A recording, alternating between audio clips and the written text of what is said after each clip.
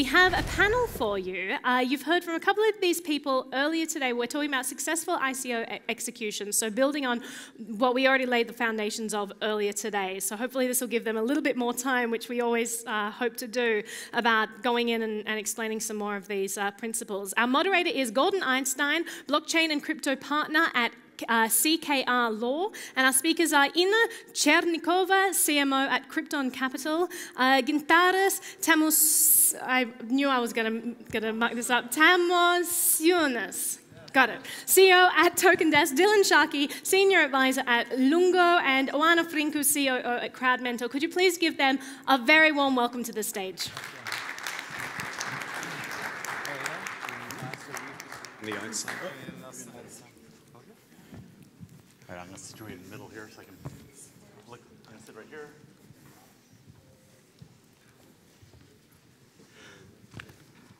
Good afternoon, everyone. Hope lunch was good. All right, we're going to start on the left, and we're going to go right, and we're going to do a quick re-intro, say your company, and say the headline of what it does. So we'll start here. Hello everyone, my name is Gintaras Tamos. I'm a CEO of TokenDesk. The TokenDesk is the ICO platform with a possibility to direct purchase tokens. Fantastic. Okay. Hi, my name is Ina Chernikova. I am CMO of ICO Backers, who includes in a group of company Krypton Capital, and we do turnkey solution for ICO, all services. Fantastic. Gordon Einstein, nerd, lawyer, you know. Oana Frinku, Chief Operations Officer of CrowdMentor, which is a strategic investment and advising company. And I usually cover the technical side of ICOs, from smart contracts, white papers, and auditing everything. And your microphone works. And my microphone works. And you sound great. Thank you. My name is Dylan Sharkey. I'm a former LinkedIn executive, worked for them in the Middle East and Europe, launching several businesses. Now I'm full-time working in the blockchain space as an investor and an advisor, and my key advisory project right now is Iongo Network. Fantastic. So I'm going to put this out to the group. Obviously, there's been a change in the market, if you like, between Facebook, Twitter, and I think Google coming up banning communications relating to ICOs. This, I believe, really changes the game in 2018 and going forward. I'd like to know your impressions of this change and what its impact is on the industry, and then how different ICOs and blockchain startups can adapt and kind of roll with it. So we'll kind of go down the row and see what everyone says. Okay, when we started our ICO in the last year in September, the digital marketing was the most important thing, and nowadays most important thing for ICO execution, and most expensive as well. And our experience in this field now changing because the Facebook, Twitter banned advertising for the crypto and for ICOs. And from the 1st of June, the Google will ban it as well. And now all marketing strategies are changing. If you want to start your ICO, you must very clearly to make marketing plan, and the all experience, which was 2 or 3 months ago, is less, because you need to find new strategy. And but what's an example of a new strategy that you think? The example, it could be the YouTube. The example could be affiliate programs. The example is referral programs. You must find some new things where you can promote your ICOs. It's very difficult thing. Interesting. You know. Okay. Previously, we have during the marketing execution for ICO. Previously, we have main traffic really from digital channels, because the main audience, crypto audience, they exist in digital. And now we have to change our acquisition channel.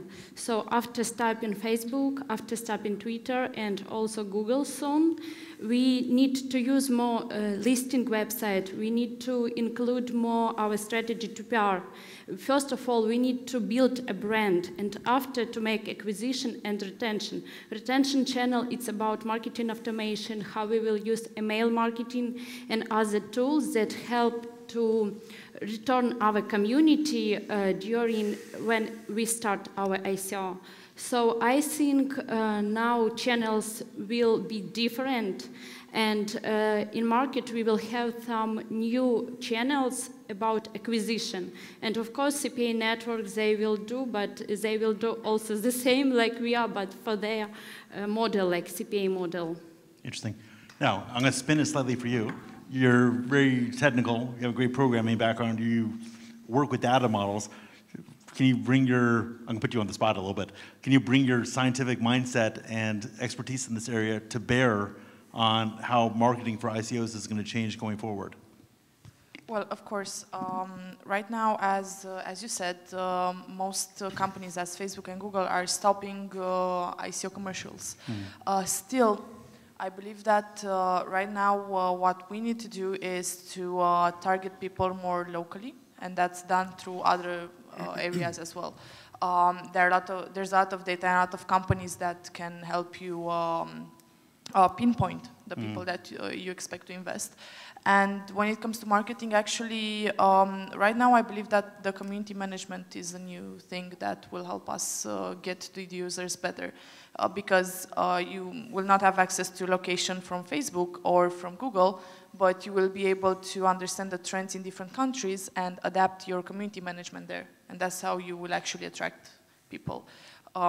You basically now have to go to Korea, let's say, to promote your ICO. That's the easiest example of people who are very excited into investing. But you cannot use Google Ads anymore, so you're going to have a community manager that speaks Korean and can promote your ICO there. Through what channel? Telegram. Telegram. Yes, Telegram is still the thing. As they're doing their own ICO, it's of course one of the best. They can't really ban an ICO if they're doing an ICO. Of course. That would be, you know, like Inception, like banning the ICO in the ICO. Yeah, the 3 levels of Telegram. And then, please. Yeah, so I think in my experience, what I've seen is that obviously people are looking into a future where digital advertising can't be relied upon. So 2 main areas that good projects need to focus on. One would be influencers. So this can be thought leaders on YouTube. This can be people who are, you know, very, very respected, and their opinion is respected in the crypto community. The other side follows on from what Iana said, which is community management. It has to come from the grassroots now. So at Iongo Network, one of the reasons we hit our hard cap, had a successful ICO, was due to the fact that we really engaged hands-on in the Telegram community. So I was there 24/7, one of the team was there. What I would do if I was doing an ICO again is, as you say, replicate that in different language markets. We hit our hard cap only marketing really in English. If you're doing that in Chinese, Korean, Japanese, and Spanish, you really expand the network. And then... Let me pause you 1 second, because obviously China, for the moment, has banned ICOs, yet I keep on hearing about a very engaged overseas Chinese community, and maybe even inland or mainland China, but you know, through different means. What's your... I want to take the conversation that direction for a second, because that is, you know, one of the 2, if not the biggest economy, depending on how you measure. What do you do with that? Exactly. Well, you've hit on a couple of good points there. So number 1, Asia isn't just China, and the Chinese market is not just the mainland. There's a massive, huge region of overseas Chinese. In fact, we have at Iongo partnered with a Chinese business development leader who is going to help orchestrate our impact there. Anecdotally, I've heard that the mainland is getting a little bit less strict in restricting events and so on. There are crypto events ongoing. And then, as you said, there is a tremendous amount of, you know, Chinese people within the mainland who will still find the ways and means to invest. Where there's a will, there's a way. But the other side then is that Asia is just really waking up for the crypto world. Not just the Chinese-speaking markets, you've got all of Southeast Asia, the Philippines, Indonesia is huge. So for us, we're using Taiwan, Hong Kong, and Singapore as our landing basis from which then to penetrate in local languages into these countries. And by hitting those sort of extraterritorial zones, does the message filter into mainland one way or another just by word of mouth? Not intentionally, of course, but not intentionally, of course, but yeah, I'm sure. I mean, purely by accident. I'm sure it can filter through the Great Wall, the Great Cyber Wall. So there is some awareness there, but again, you can't just market what works well in the West, in China. You have to customize it for the region, not just in language. And you could say the same thing in Korea and Japan, perhaps even more unique markets where you really need a local presence and people who understand the local mentality. And I think that would be a recipe for success. Got it. So let me bring it back over to this side. You know, we started off talking about how the traditional, it sounds funny to say that, the traditional marketing channels for ICOs has been turned off, and we're now going down the Telegram route and the sort of the geolocation route. How do you, and I think this is leading to the idea that you really need an actual community behind these ventures, like people of like mind talking about it, and not just being the consumers of one-way communications. Is there any other guidance you can provide for building a committed community that will not only make the ICO successful, but will carry the project forward after the ICO? Because that was a recurring theme during the presentations. So, okay, the communication after ICOs is very important as well, because the many investors who invested in ICO, in sometimes they didn't care how your project is developing, because for us, for entrepreneurs, in venture capitals, it's very important that you be on your schedule and you developing your platform, like if we're talking about Tokendesk, your platform by your schedule.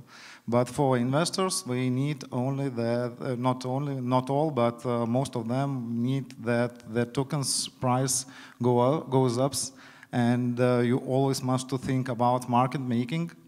And if you have a good community, you must always to search new ideas. You must to always make the news, the content about your project development, to share with your community, to ask for help, because there are always many people who are excited on your project, and they're helping for you with ideas. They're helping to share the information in Facebook and in Twitter, and it's very important. And I think that what is changed, that you, before you starting your ICO, you must to understand what kind of market-making features you must to do after your ICO ends, and you must to have a plan for it. And then I think you and I were having a conversation that the profile of the typical ICO investor has evolved pretty quickly. So can you describe what it historically was and where you see it going now? Yeah, because if we talked about the first ICOs, like in 2014, the start at Ethereum, most of the profile of the investor was the blockchain enthusiasts, miners, the people who were IT people.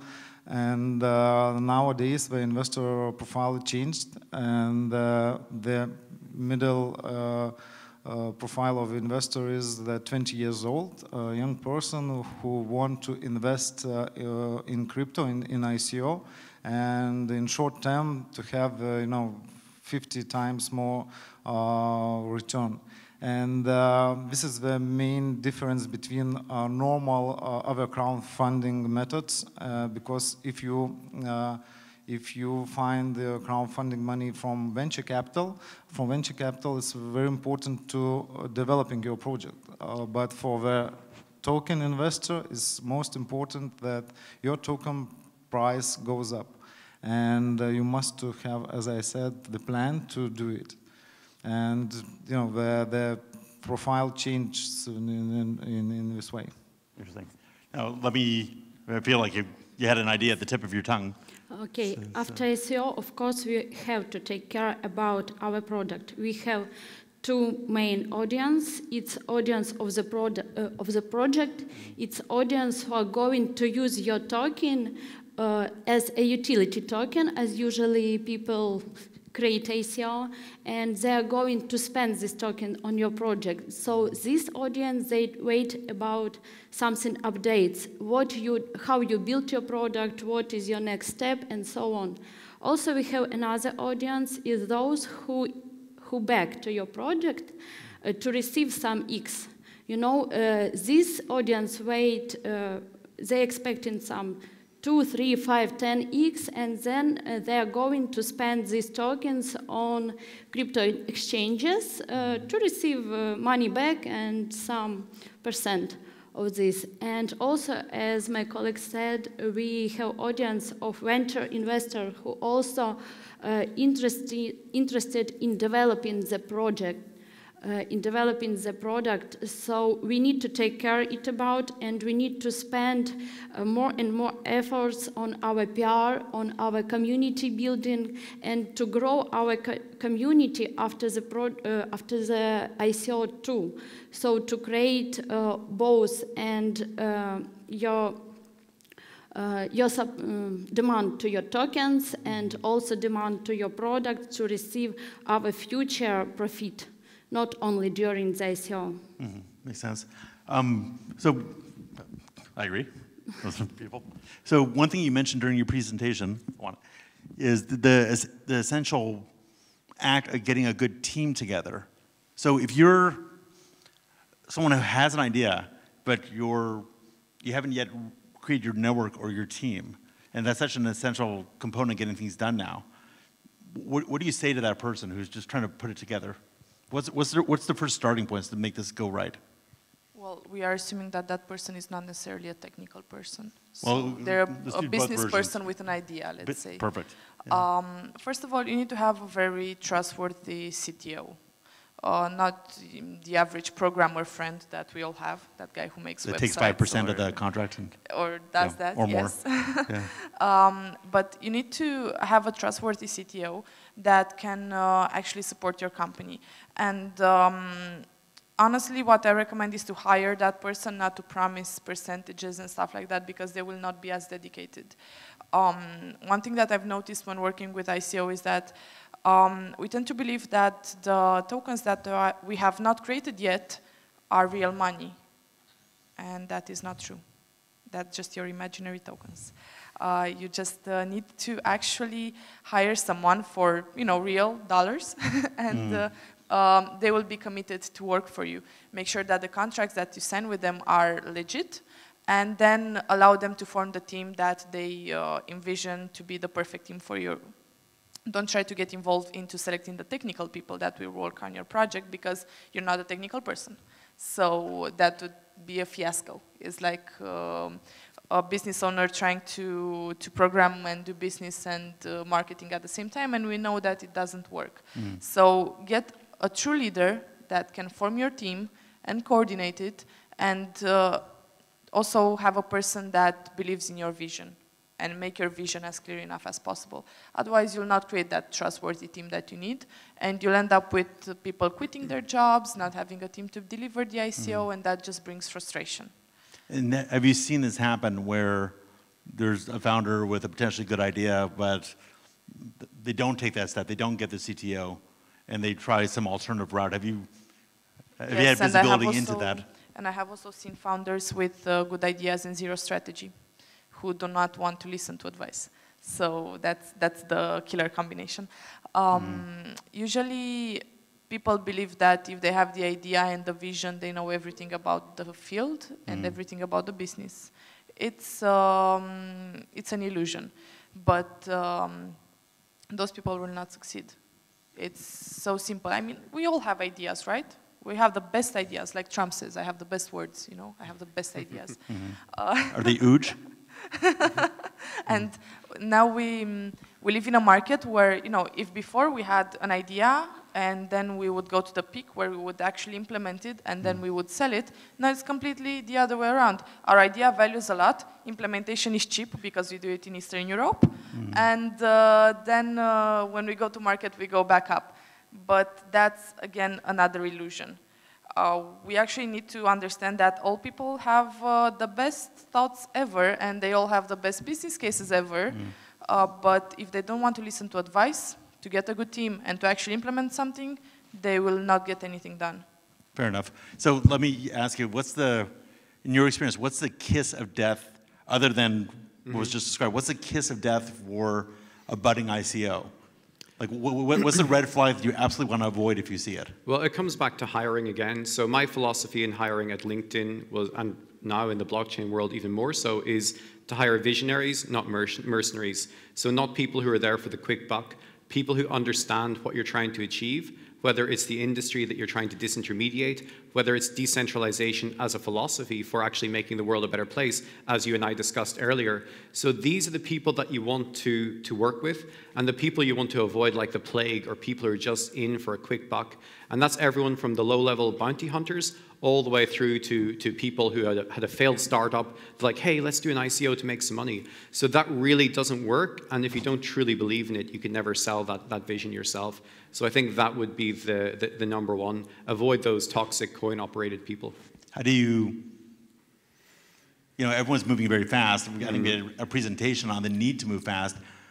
And is there any way to pierce through some good-sounding rhetoric and find out if someone's really committed, or is it a gut feeling, or you did this, what's your... So you've got to have a thorough hiring process as you would in any startup, and that's difficult to do when you are moving at 1,000,000 miles an hour and things are changing so fast and you're bringing people on board. So I would like to say it's a science, but it's really more of an art. You have to trust your gut, trust your instincts. Sometimes you'll make mistakes. If you work with the wrong people or the wrong project, terminate that pretty quick, learn from the mistake and move on. And then it's the thorough hiring process. So even though we're a startup, even though we have to move fast, get together a panel, get people with different skill sets in your team to see if this person can actually be competent. And then the other thing is the cultural fit. And if you've got a good, honest, genuine culture within your blockchain project, I think your team will soon smell the, excuse my French, the bullshitters. Was that French or Lithuanian? I think that's Lithuanian, okay, actually. Fantastic. It means something nice. So let me throw it down here. You've obviously done or participated in or advised many ICOs. I guess I'll ask the flip side. Give me the kiss of life and the kiss of death for an ICO. What's the thing you look at where you just think, oh my God, this is going to work? And besides for that one toxic employee, what's another red flag of danger, danger? We can start from idea, because we have many interested and who coming for us for Token Desk and asking for helping to make ICO execution. And I think that you must to have an idea but not to find it, because some Sorry, people... say that again? You must to have an idea to do ICO, but not to find idea, because many people who are not in some kind of the field are professionals.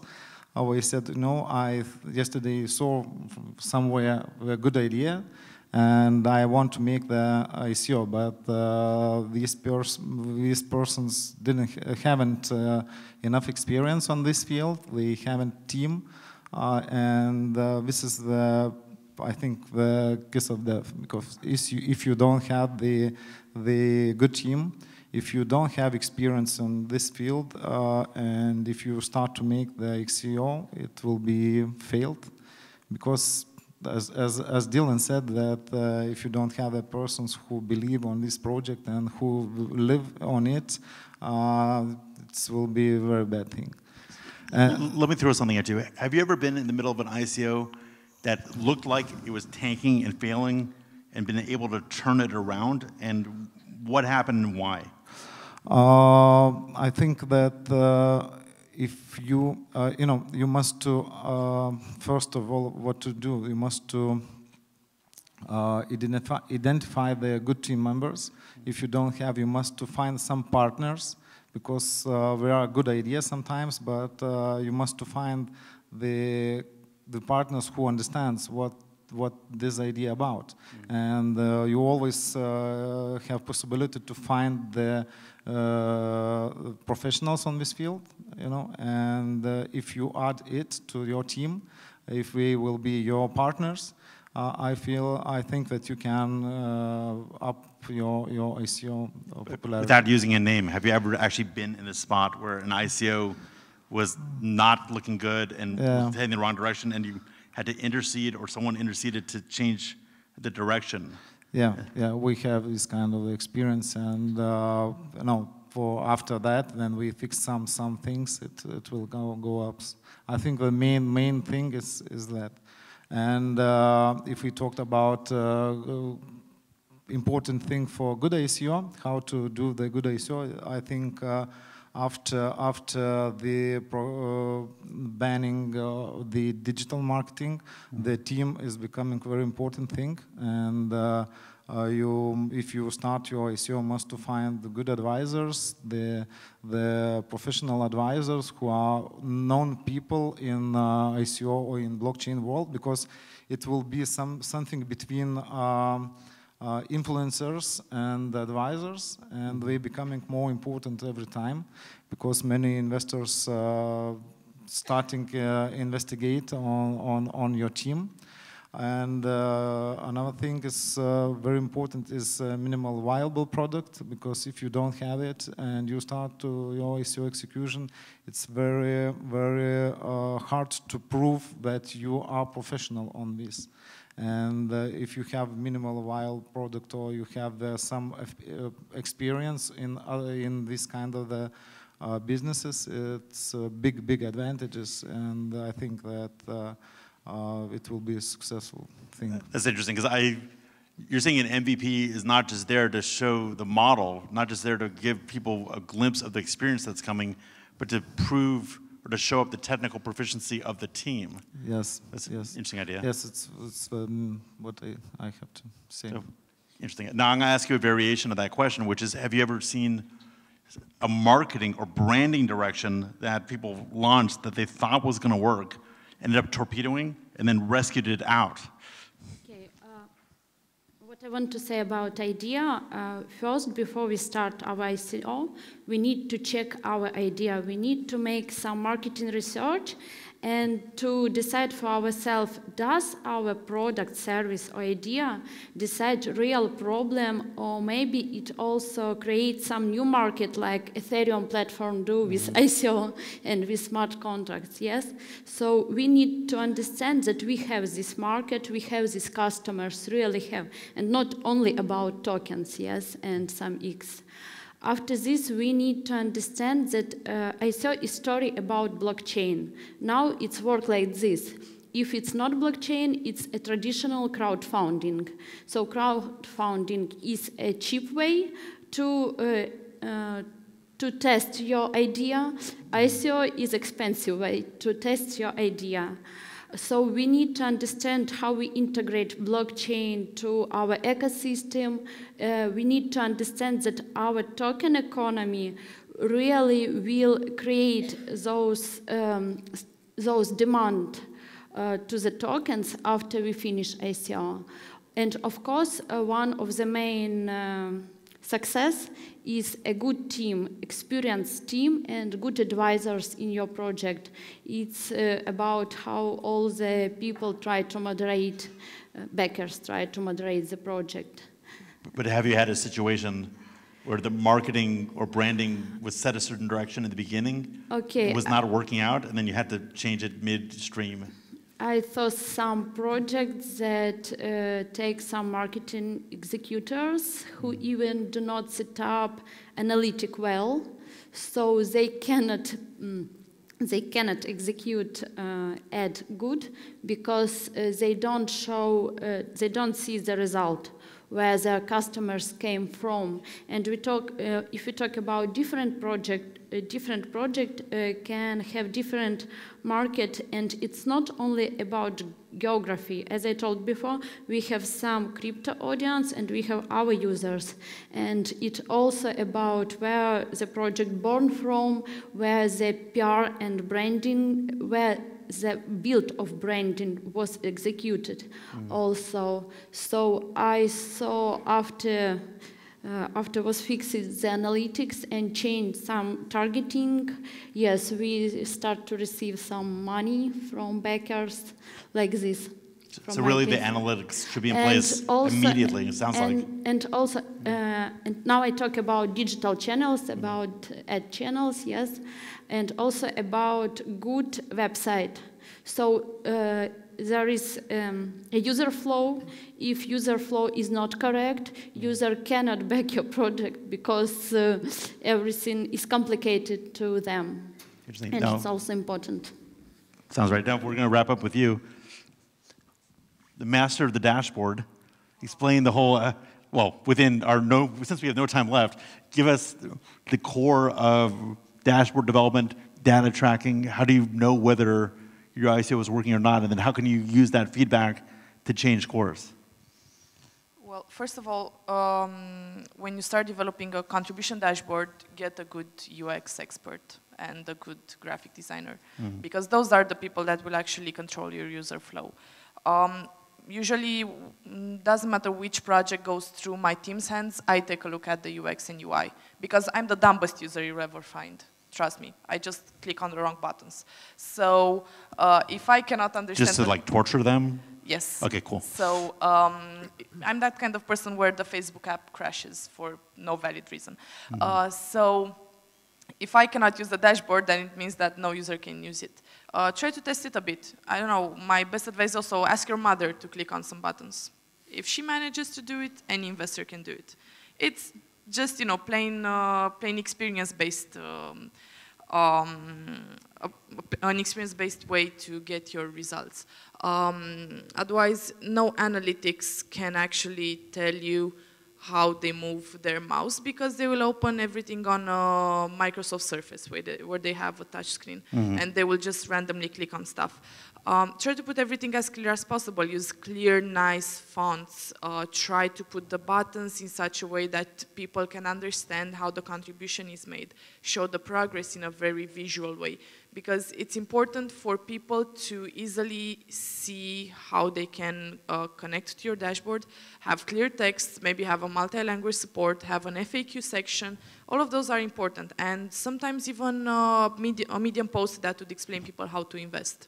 It's important to support your users, because as I've said in my presentation this morning, your investors are your friends. You have to allow them to invest. If you have a poorly done website with no user flow and no experience, then you'll just have people looking at it. You're just sitting in front of a pile of money that you cannot take. Interesting. So I'd like to thank our panel for their expert views, and we appreciate it. And good job. Thank you so much. Thank you.